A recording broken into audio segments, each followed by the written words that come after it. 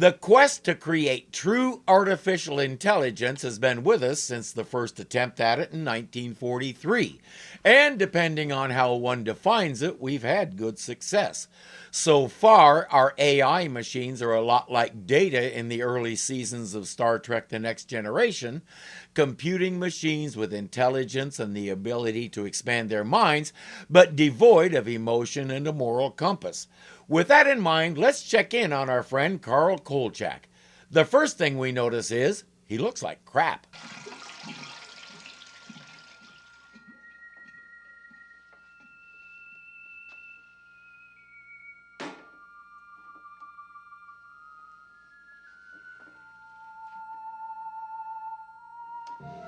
He acts like he doesn't know what to do with the teapot.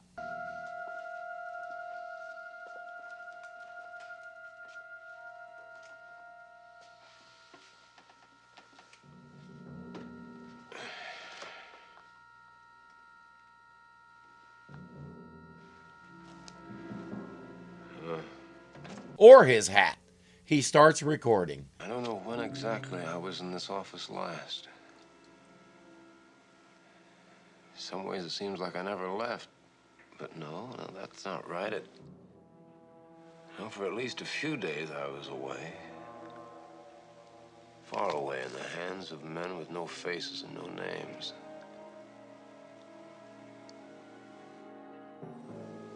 They broke me down, broke my story down, telling me how it hadn't happened the way I claimed. At least I think that's what they did. Between injections. We've seen him step on some pretty big toes and get away with it. I guess this time the toes were bigger than his foot. How did I come up with that? April 2nd, Sunday, 11:25 p.m. Professor Avery Walker was working late. Professor Walker was a member of a crack team of researchers, but tonight he was working alone. He had received specific orders, and being a fastidious man, he intended carrying out those orders to the letter. Unless it's illegal, immoral, or fattening, what's the problem with that?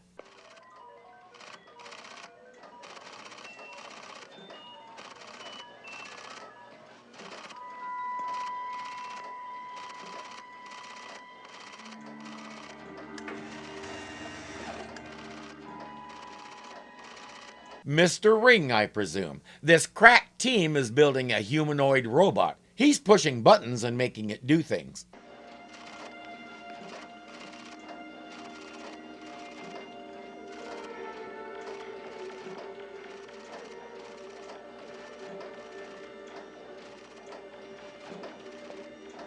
I'm pretty sure he didn't push a button to make it do that.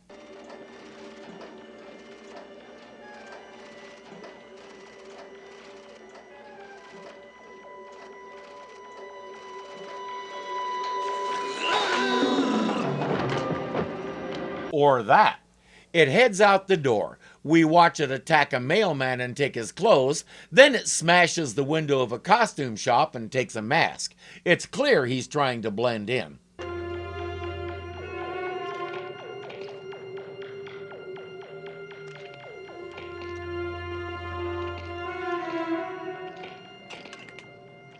Great choice, my man. Nobody'll ever notice you.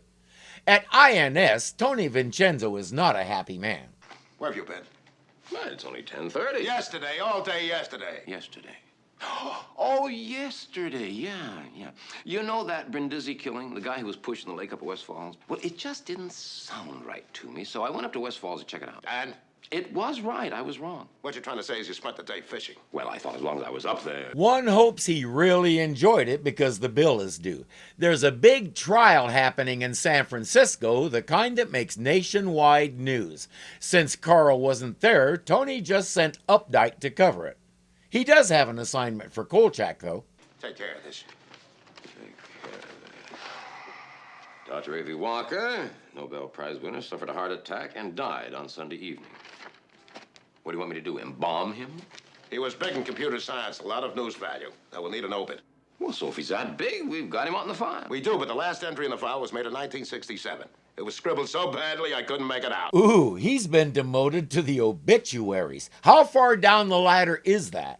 Do you know in the old days they give the obituaries of the lowest form of animal life in the newsroom? Do you know that? Some things never change, Kolchak. That's not a step down the ladder. That's a kick down the stairs. There's nothing for it. He can do the assignment or try to learn how to live without eating.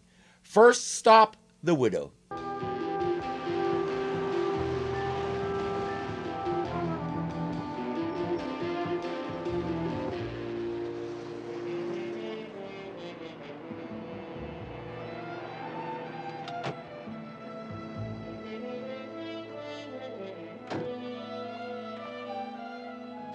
This is Peters.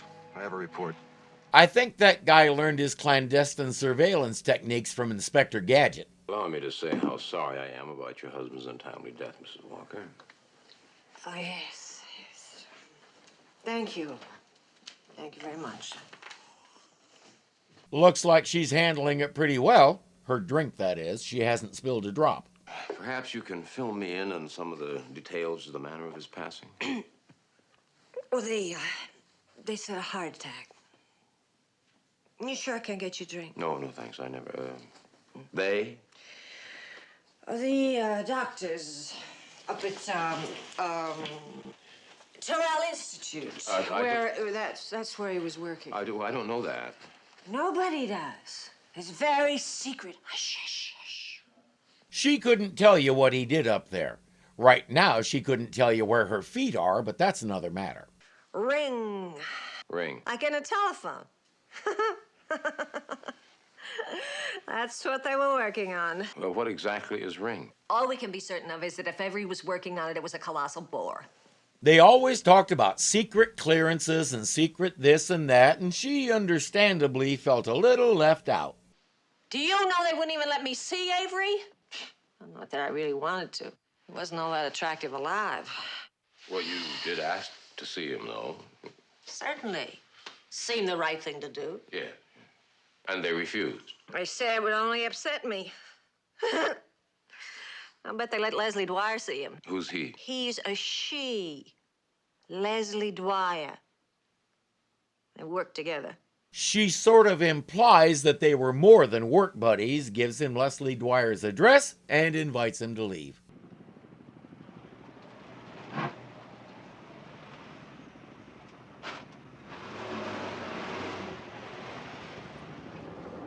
Hi there. What you reading?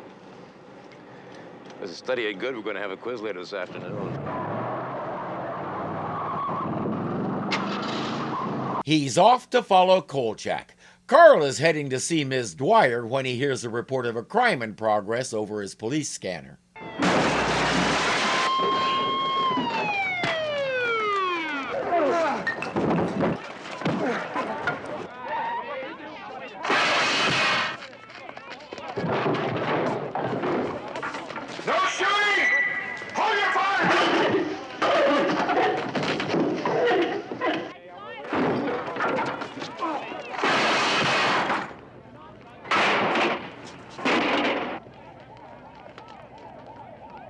The guy with the bullhorn is our latest police captain. He's not interested in talking to reporters, but he's not the only one here. Well, could you tell me what happened, Mr. Carmichael. Carmichael? Yeah, you're the head undertaker here. Not undertaker, cosmetologist. I was overseeing some work by one of our trainee cosmeticians. We heard this dreadful crash, and we found this fella trying to break into our cosmetic storeroom. What would he want in there? All we keep in there is the tools of our trade, so to speak. Facial, putty, color base, things like that. Oh. As we ran in, he was trying to put all of those things into an aluminum suitcase. Aluminium. Mr. Carmichael, better known as Robert Easton, was born in Wisconsin and grew up in Texas. You can tell by his accent. When his family moved to Texas, little Robert got interested in the regional dialects and accents around him. As he grew, that interest expanded to dialects from all over the world. He got good enough at enough of them that he found himself coaching other actors in how to get it right. Some people called him the Henry Higgins of Hollywood. This affect he's doing right now makes me want to hand him a tissue and tell him to blow his nose. Well, what would that Superman of yours want with Undertaker's wax, Captain? Cosmetologist, not undertaker. Yes, of course, Mr. Carmichael. Thank you very much.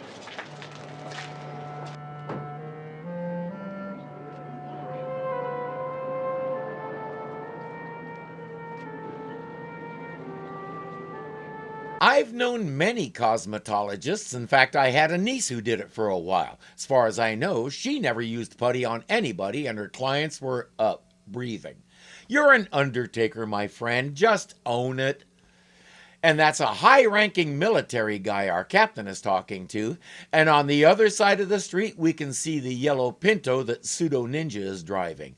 Our plot is thick enough to make a mulligan stew out of it. Carl follows the colonel back to the Terrell Institute.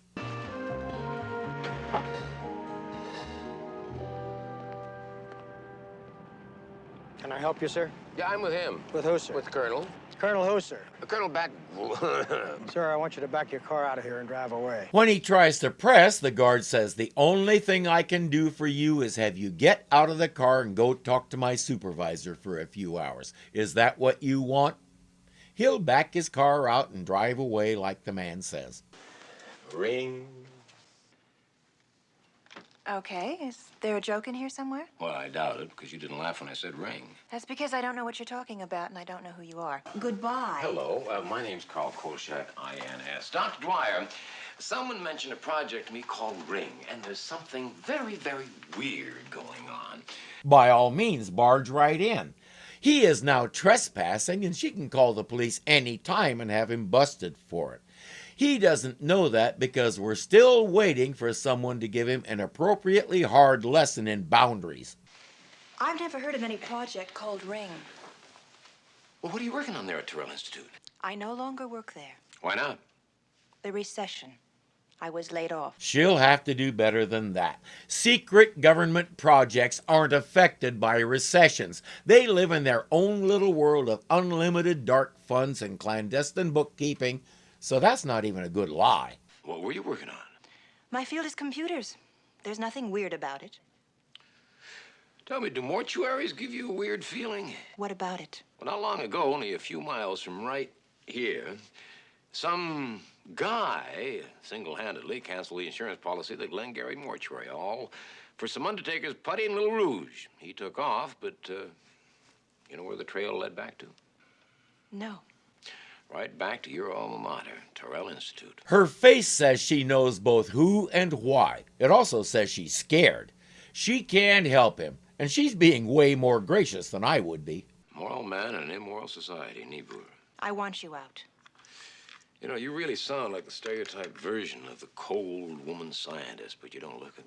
Soft hair, radiant eyes, the slender and lovely figure, obviously, underneath that diaphanous gown, attractive legs. How about black eyes and broken legs? Uh-oh. You up for that?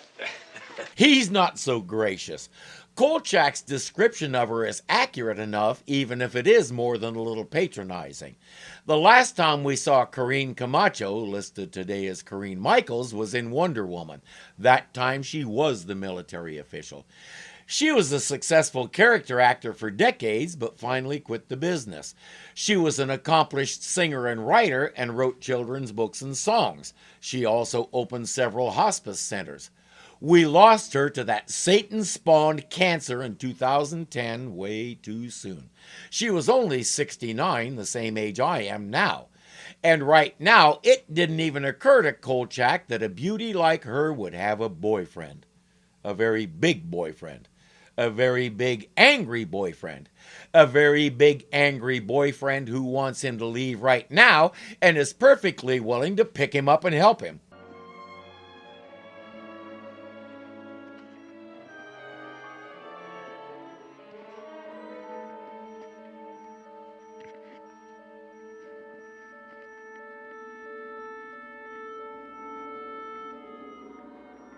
I have news for Mr. Carmichael. That's not cosmetology. That's sculpting.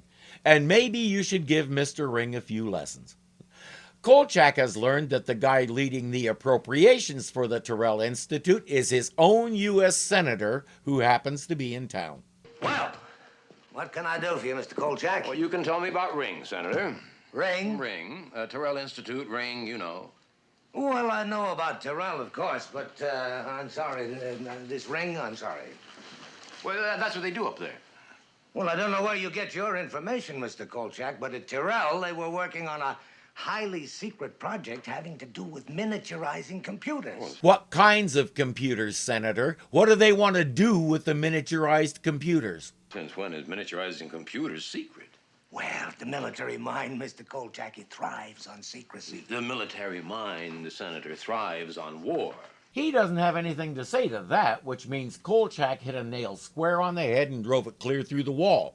Suddenly, the senator can't talk anymore. It's a good thing he went into politics because he's a terrible tap dancer.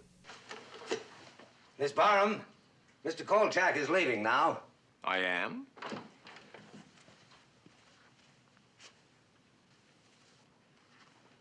I am. Do you validate? Carl always has some parting shot, and in this case, I'm 100% behind him. Too many of these old white guys have forgotten the phrase public servant.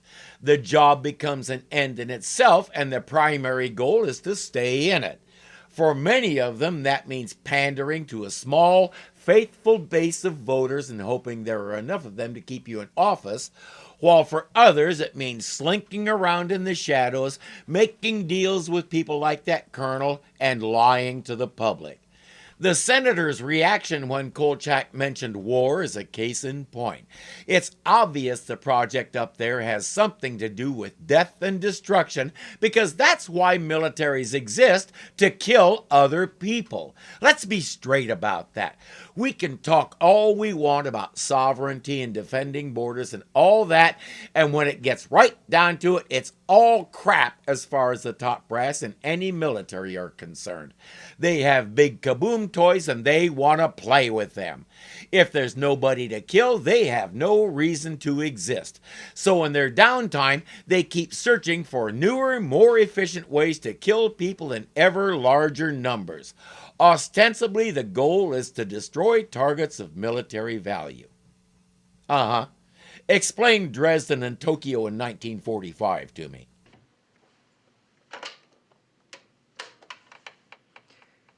Miss Barham, when you're finished with him, I want you to get me General Brody at Terrell Institute, and then I want to speak to Peter Vreeland in Washington.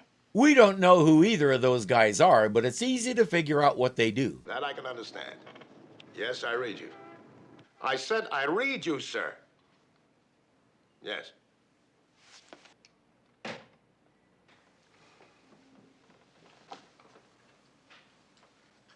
Somebody is leaning on the Home Office to kill Carl Story, and the Home Office is leaning on Tony. Now it's Tony's job to lean on Kolchak. The problem is, Carl Kolchak makes a lousy leaning post. Tony, you won't believe what's been popping today. Now, I'm not sure what's going on, but I have a feeling it'll make Watergate look like a pie fight. Carl, I want you out in San Francisco on the Medinum trial. It's an emergency. For one thing, Updike is making a mess of it. Big shock, I know. More important, Tony wants Carl far away from this ring thing because if he pushes too much more, it could get them both disappeared. Carl, the Home Office just called and they want to kill your story. So leave the phone off the hook, and when they call back, they'll get a busy signal. They'll get a disconnect. The building department wants to condemn this building because of your story. Now, are you satisfied? Of course not. There's a lot more to be found out about this Project Ring. Project what? Project what, exactly? And no one will answer that question. But whatever Ring is, Dr. Avery Walker is a goner because of it, and is a strong-arm maniac on the loose who has something to do with it. Tony, this story's a blockbuster. But it's the federal government. And it's my block they're gonna bust, Carl. The feds are really pulling out all the weapons in their arsenal for this. I got a Washington correspondent who's suddenly persona non grata. I got a UN correspondent who's been denied a set of earphones. You're kidding. Just because of you and your ring. Now, what is so important? What is so important? What's so important is he only just figured out that his tax dollars are funding these secret, apparently dangerous projects. That raises the question of where he's been his whole working life that he didn't know that, but we won't get any answers about that. He feels like he has to follow this and see where it leads, if only to see what they're doing with his money. But for Tony's sake, he'll bring it back to the story. Tony, I'm writing an obituary on Avery Walker. Now, I have to know what he was working on, don't I? Don't I? Of course. And when he did that, he actually landed on a valid point. Whether it was an accident or not is an open question. But it's the point that Tony can't argue with. The police radio picks up an odd call. It seems our boy has broken into a public library of all places. Did you see anything or hear anything? He was just throwing things every which way. And then when he saw me, he dropped everything and walked right through that wall. Right through the wall. Was he looking for anything in particular? Oh, I don't know. He was in philosophy and humanities. I hope we all saw the sign. Those are books on tape, similar to the tape Carl found at Dr. Dwyer's place. The mystery man is seeking information, but he has to listen to it because he can't read.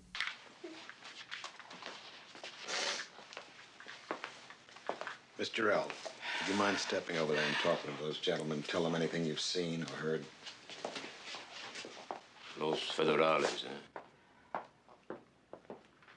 Our captain there has been doing his best to ignore Kolchak and try to keep him out of everything. He doesn't realize all Carl has to do is write a little expose on how he treats the press and works hard to keep the public in the dark, and he won't be a captain much longer. But he's more afraid of the feds than he is of the press, which is why for all his tough talk, he's as nervous as a garter snake in a room full of cloggers. That night, Dr. Dwyer comes home to a surprise. No.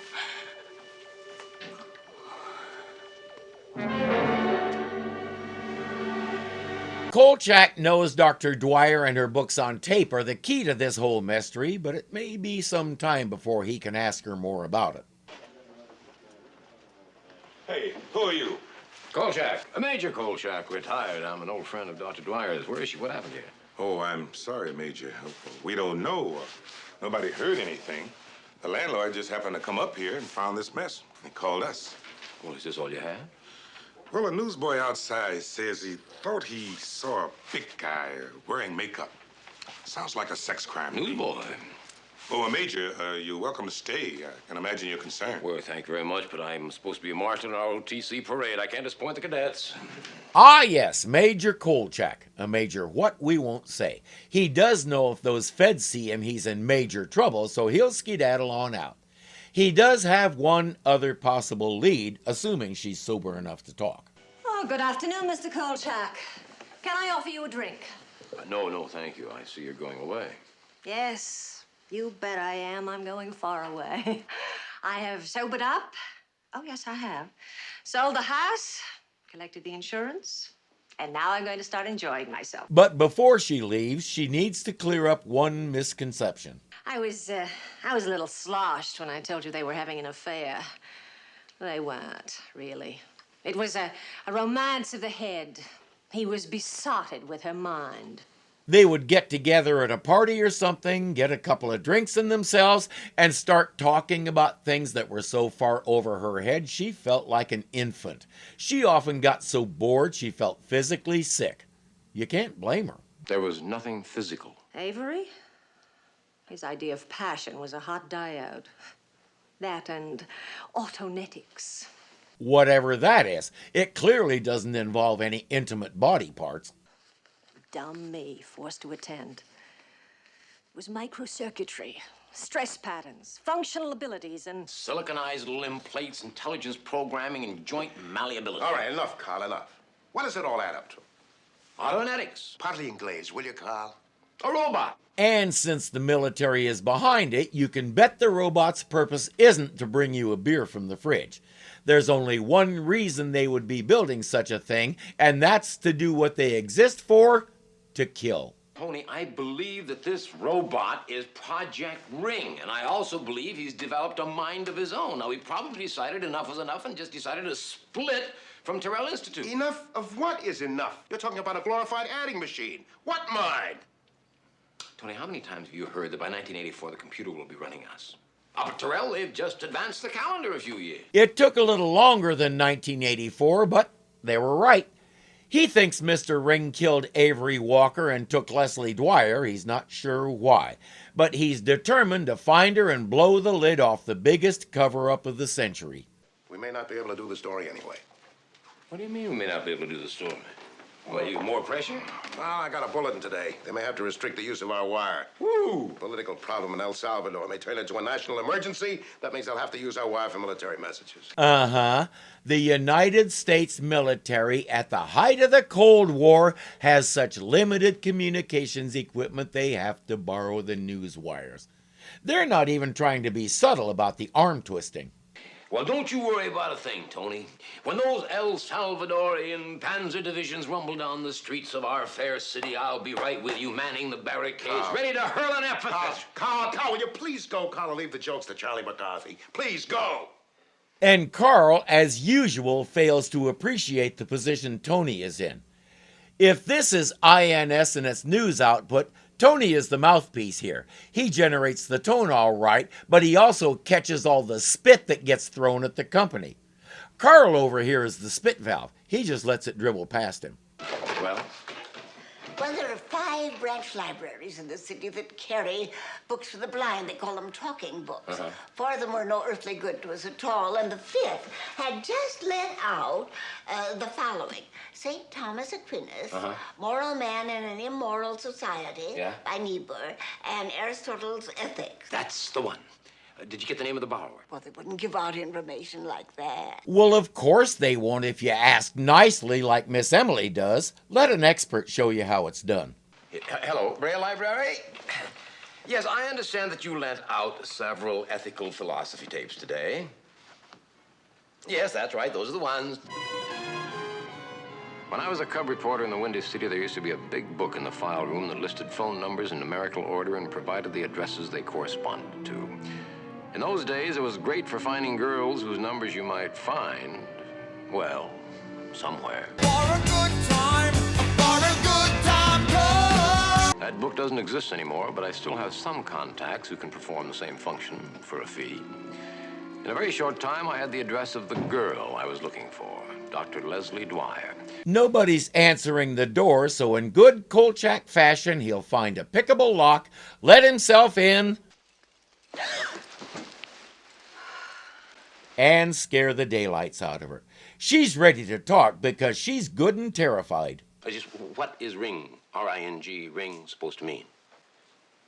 Ring comes from rhobomatic internalized nerve ganglia. Better you than me trying to say that. It killed Avery because Avery had received the order to deactivate it. He didn't realize just how far they had gotten in their programming. When Ring was conceived, I was to oversee and design his programming. Now, there was a lot of quibbling up at Terrell, bickering back and forth over what kind of programming Ring should have. Now, with the military there, they had to get their 2 cents into it. They wanted aggression put into Ring's programming. I opposed it. So they drummed you out of the Corps, They hardly gave me time to clear out my desk. I'm sorry, but I have to say it. Told you. As Kolchak said, militaries exist to wage war and no other reason. What use would they have for a robot that wasn't programmed to kill? But aggression wasn't all they put into him. We'd given him a survival instinct. A survival instinct? In a machine? Ring has sensitivities. Likes, dislikes, wants. He wanted to live. So he killed Avery. I've been trying to complete his moral and ethical programs. Ring himself was hungry for a set of guidelines. That's why he went for the philosophy tapes. I'm going to give you the best definition of philosophy I ever saw. Philosophy is man's attempt to befuddle himself scientifically. And by the way, she's been so busy trying to teach him about morality, she forgot to teach him how to open a door. She says, don't be afraid, he won't hurt you. You can talk to him. Sure. Hello, Ring.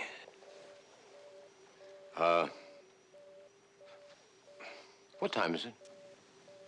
Considering the expense of my development, it would be wasteful to utilize me for simply telling time, especially since I do not wear a watch. The prudent option would be to consult a rudimentary clock. She said he has likes and dislikes. He also has a low tolerance for bullcaca. Kolchak will keep asking him questions, but he's not really having a conversation. He's quizzing his knowledge, which doesn't really tell him anything about the guy. What's the difference between right and wrong? What is the difference between right and wrong? No philosopher and no tape can answer that question. Can you? No, but there are certain moral absolutes in the world. Let's see what he knows about that. Who had the greater right to life? You or Dr. Avery Walker?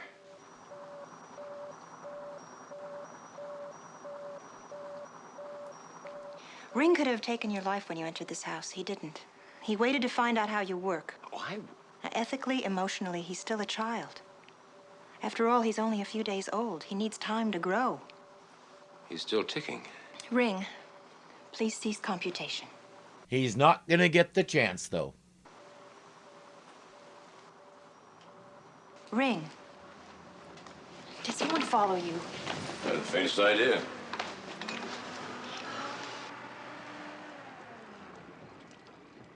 He should have thought about that. Big mistake, because here they come in full force.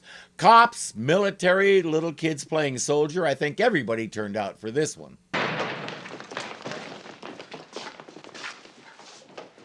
Well, where are the tanks and the howitzers? Isn't there any other way for you guys to handle this? I mean, how uptight can you be? Mr. Kolchak, step aside and keep your mouth shut. Dr. Dwyer, please come down here at once and bring the robot with you. You're gonna upset him. He considers this his own home. Now, wait a minute. Doctor? The hands off the press. She's trying to explain that he's harmless, and if you treat him with kid gloves, everything will be fine. Colonel Bombast isn't listening. Take it. No, don't do that! Take him. Ring, don't!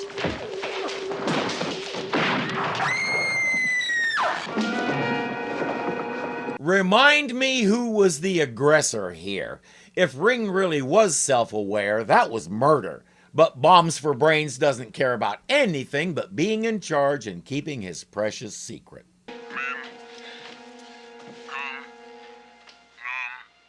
Well, you satisfied? No, he's not. He's just getting started. Ring. Alpha, Beta, Gamma, Delta, Leslie,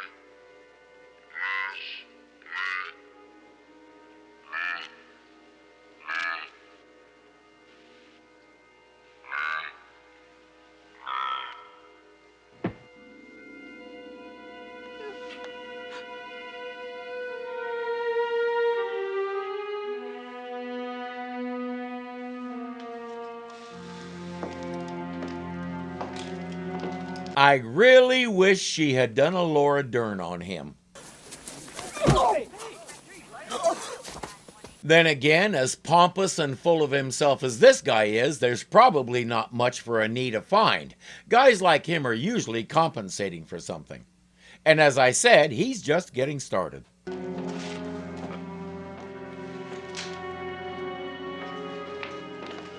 Hey, wait just 1 minute, boys.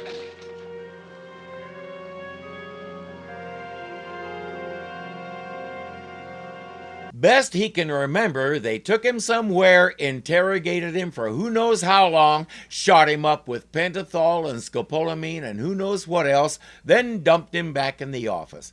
He can't go to the police. He can't go to anybody to complain about the illegal detention and interrogation. He can't even go to his senator because he's part of it. Welcome to the ugly underside of the United States of America, folks.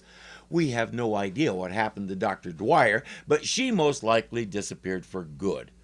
In a way, Ring was more human than these guys because they have no conscience or moral compass. And this stuff really happens. It was happening in 1974 and still happens. Some Bible college friends of mine almost found out the hard way. Fergus County, Montana, where the school was, had almost as many missile silos as it had cows. A carload of young ladies was trying to find their way to the school campus when they took a wrong turn and mistakenly headed toward one. Suddenly, they found themselves surrounded by jeeps and guys in uniform pointing M16s at them. They detained these girls for 2 hours. They weren't allowed to call anybody. They had zero rights at that moment. Nobody needs to have that kind of power, especially over civilians, because just like our colonel here, it goes to their heads. Our old friend Myron Healy played him so well, I wanted to tear into him myself. And he got the point across. These people have reached a point where they have no soul anymore. They're more machine than Ring was. This episode was a powerful statement about government projects gone wrong and the illegal and immoral lengths the government will go to in order to cover it up. Because I believe that somewhere, someplace, they or someone else will put some other ring together without the help of Leslie Dwyer. And who will program him then? It's probably not what the colonel had in mind, but if we have a choice, I'll cast my vote for George Carlin.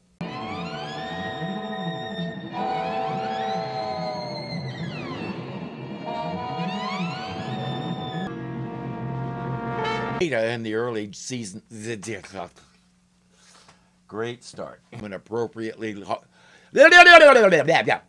government projects aren't government. Even if it is more, okay, come on. I can say that without going through my nose.